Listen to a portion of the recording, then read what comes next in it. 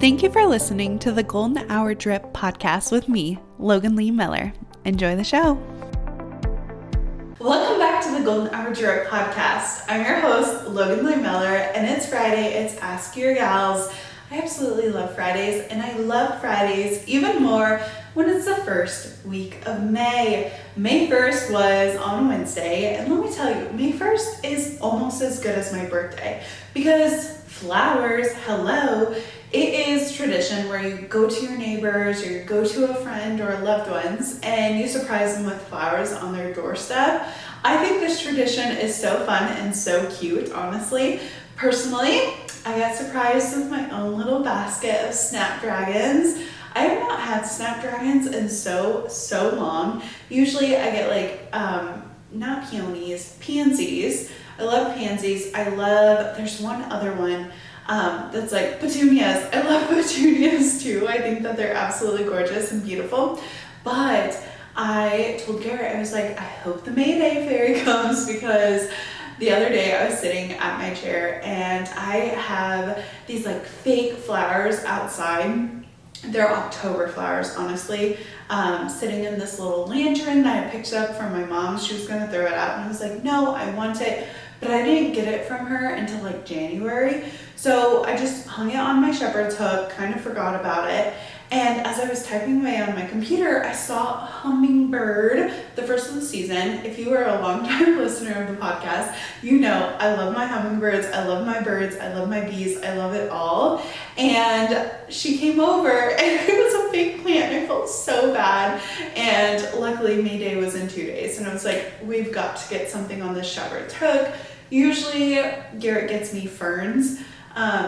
But this year I was like, I want a hanging basket that has flowers on it. I love a fern. I always kill them. And we haven't had like the best weather for the ferns at like Lowe's and the garden department. They've all been looking really terrible. So we'll see if I get a fern. It's kind of tradition for me to have a fern because that's the first plant Garrett ever bought me. But I needed something that was flowering because I don't want to scare off my hummingbirds. I literally love them with all my heart. They like make my day so much brighter when I see them just flying around. They're so fun. Anyways, let's get into it. It's Ask the Gals segment, and I have some submissions for you today. Number 1, I hate feeling like I have no energy for anything after work. I don't want to be a zombie, but can't help pulling out my phone and zoning out for hours. Listen, this is horrible. Like, I do it too. It's horrible. It's a horrible feeling.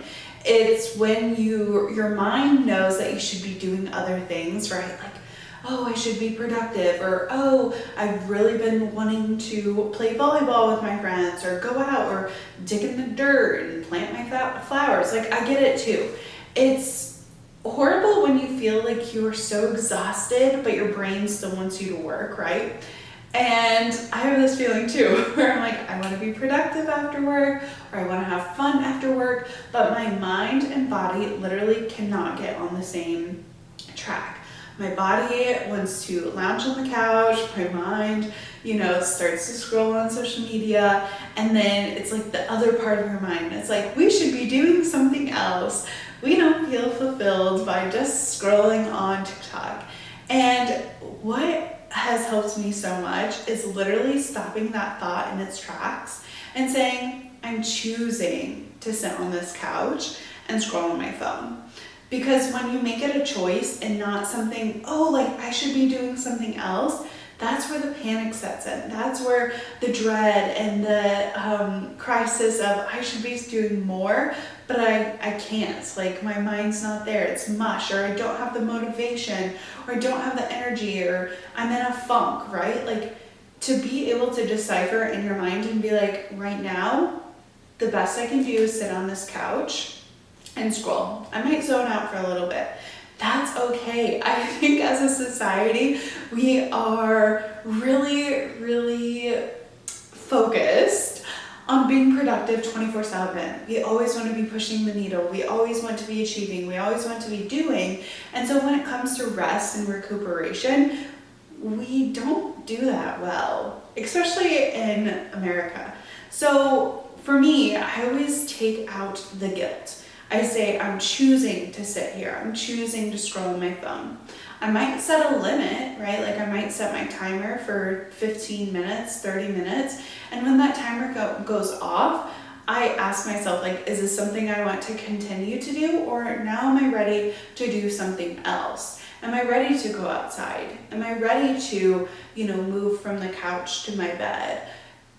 When we are taking the guilt out of the equation, we can feel a lot better about the choices we are making instead of just guilt tripping ourselves for scrolling on social media. Scrolling is not bad. It's only bad when the stuff that you actually need to be getting done is not getting done, or you are beating yourself up about it, right? Like if you have nothing better to do, scroll on your phone. If you are putting off work or you're putting off a hobby that you actually really, really want to do and you get mad at yourself for not doing it, then that's where it becomes bad. But spending time on social media is an outlet. It is not bad. So you decide for yourself, okay, if this is a choice I'm making, how long am I going to feel comfortable having this choice, right? Like how comfortable am I sitting here? Is it going to be okay if I sit here for an hour? Is it going to be okay if I sit here for 15 minutes? It is up to you to make the decision. But when you can take out the pressure to be doing something else or to be productive or to have this expectation of yourself, take that off you, right? Like enjoy scrolling on your phone. And when you're done, maybe you do set a time limit and then you go and cook yourself a meal. Or you take a shower, you go for a walk. If you're wanting to do something different, right? If you're looking for alternatives to scrolling on your phone, maybe set the timer for 10 minutes, Google what is 10 things to do, right? And you might have these things. You can paint, you can go for a walk, you can read a book, you can journal. There are so many other things, and if you can't think of anything that would be fun to do, literally go outside, lay on the grass. If you can't go outside, I like to lay on the floor and put my feet up the wall, give my heart a little bit of a break because the blood flow it takes the ease off of your heart. I do that for 8 minutes. It's like really great tactic for me to get back, be present, and be able to tackle whatever is left on my list or something I want to do that can really reset and rejuvenate me to not feel like a zombie. So if you came home straight from work or straight from school, you set your phone on the kitchen table or somewhere safe, and you went to the nearest wall. I like to press my butt as close as the wall as possible, put my legs straight up the wall, and just sit there for 8 minutes or until you feel calm, until you feel ready to begin the rest of your afternoon, because it sounds like you do have a lot of guilt or you are wanting to do something different. So doing something that's out of your routine or sets you up for the next part of your routine is going to be really, really powerful and should help you stay off your phone. Hey, I hope that you're enjoying today's podcast episode. Just a quick interruption to let you know that Golden Hour Drip has a weekly newsletter that comes out. This has bonus content, weekly updates, and future event information. If you haven't already, go down to the show notes, click the link, and join today. Now, back to the show. I just got out of a 3-year relationship and he just moved out. I feel so lonely and am thinking about getting a dog. Is it too soon? Okay, I love Rooster and Rowdy so much. If you don't know, those are my 2 blue healers. And I first got Rooster when I was in college. I kind of felt lonely. Garrett and I were dating at the time, but he was spending a lot of his day. He was starting his internship with the job, whatever. He was starting his internship and he was gone a lot. And during that first summer, he was actually living in a different city. So I remember being so lonely as well and wanting something to greet me at the door, right? I think we all want to feel wanted. We want to be loved, and having a pet who is literally wired to love us and have so much affection towards us, it can be really, really nice, right? And if you just got out of a serious relationship and you're used to someone being at home when you come home, I can see how it would be really bumming to not have anybody to greet you.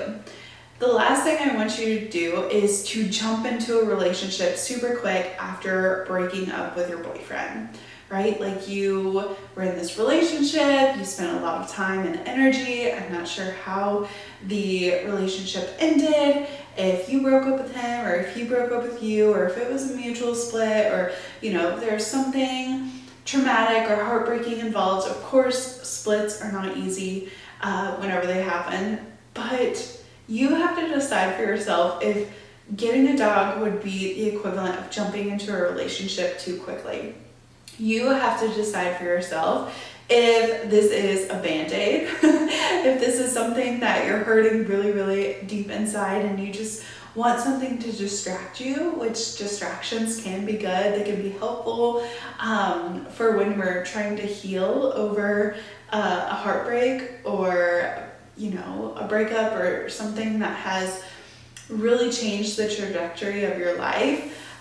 If you feel like this is not a Band-Aid, that you will want this even a year from now when you're completely happy and healed, absolutely go get a dog, love that dog, have it greet you all the time.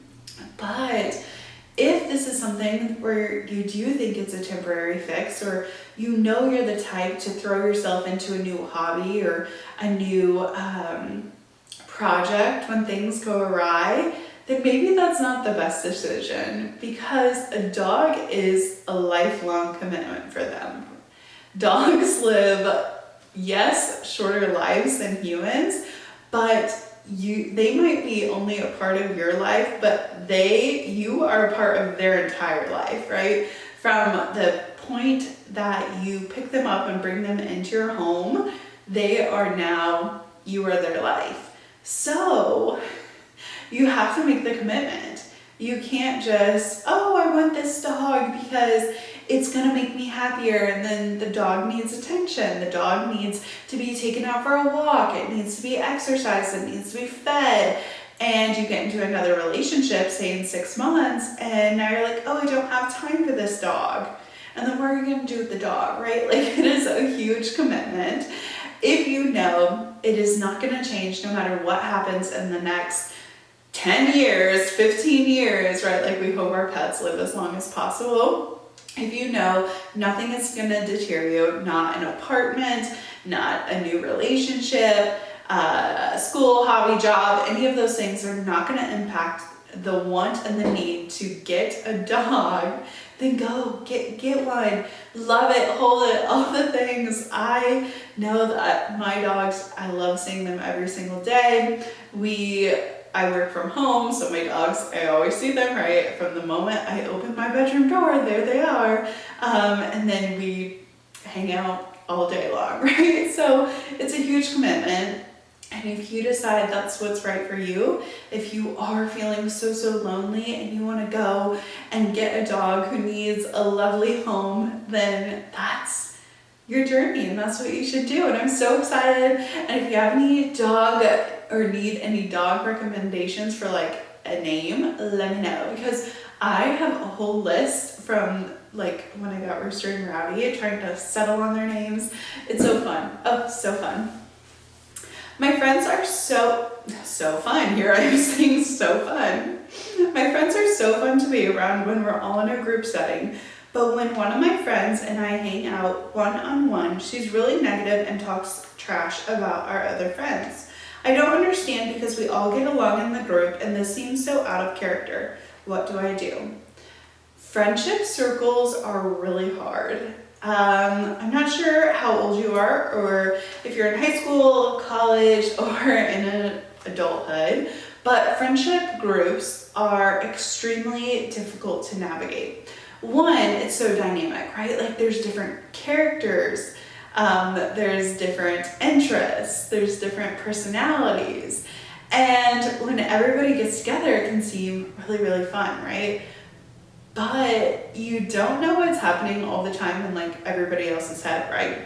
So if you think the group is like really amazing and super fun, maybe you're not seeing like the side eyes or seeing how one friend might get on the other friend's nerves or what they say. So it's really hard, and to you, looking from your perspective out to everybody else, it might seem that everyone gets along, and why is this girl gossiping when we're one-on-one when in the group everyone gets along? And it might seem out of character for you because it's like your point of view and it seems like everybody is friends, but maybe that's not the case. However, maybe this friend that you hang out with one-on-one doesn't have a good relationship with one of the girls and she's confiding in you, right? It sounds like talks trash about your other friends, like so the entirety of the group.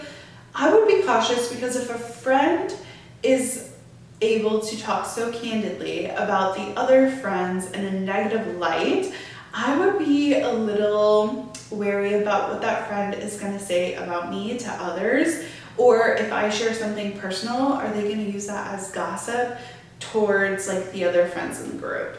So that's always cautionary, like, ooh, like I don't like this. If it's making you feel uncomfortable, you can always say, hey, like, Sarah's not here to defend herself. I would prefer if we didn't talk about her, or I don't really see it that way. I think Jill is a really great friend. Can we move on from the subject, right? You can always put a stop to it. Or you can avoid hanging out with this friend one-on-one altogether, because if she's making you uncomfortable or if she's talking about your friends in the group, then maybe she's not a true friend to you either. And I would limit my exposure to her. I would limit how many times you guys hang out. I would try and just distance yourself a little bit. You never have to say, oh my gosh, like I want to stop being friends with you because you're horrible and you don't respect me, or you talk about our other friends, or you're just not very nice. You never have to do that because you don't want to make them feel bad. But you can distance yourself. You can put a stop to the negative talk in your one-on-one conversations. You can always invite someone else to your little group.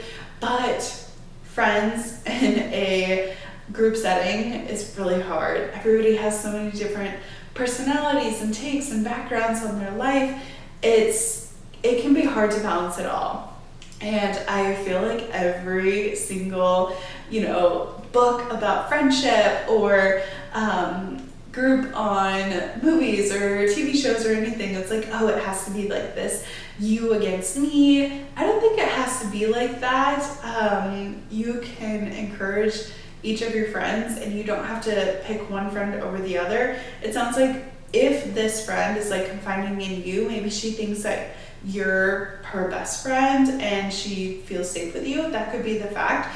But we don't have to tear down other people in the group, because what for? Is that going to make her a better person? Is that going to make me a better person? If I constantly just dig at the other friends in my group, that's not doing anything for my character. That's not doing anything for my achievements or personality or anything. So why do it, right?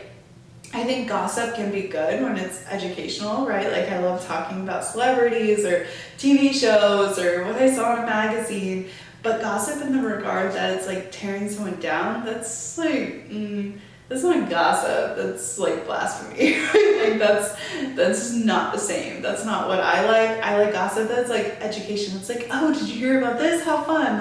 Things like that. Not, oh my gosh. I was watching Vanderpump Villa, and two of the characters were gossiping about one of the other girls. She's her nose is so big, it's like Toucan Sam. Okay, that's not nice gossip. That's not the gossip that I'm here for. I want the tea is hot, education. Oh, what are we learning about this social situation or this celebrity? Not, oh my gosh, tearing them down in that way. So maybe you need to distance yourself and, maybe get a little closer with one of your friends who are nicer and don't tear everybody down. So thank you to everyone who sent in your submissions. If you would like your question to be heard on the Golden Hour Drip Podcast. You can submit them at Golden Hour Drip on Instagram or goldenhourdrip@gmail.com. You can also sound off in the comments. What would you say to these gals who had their questions asked? Do you think my advice was right? What would you advise instead? Be sure to rate, review, subscribe, all the things, and I'll see you in the next one. Bye!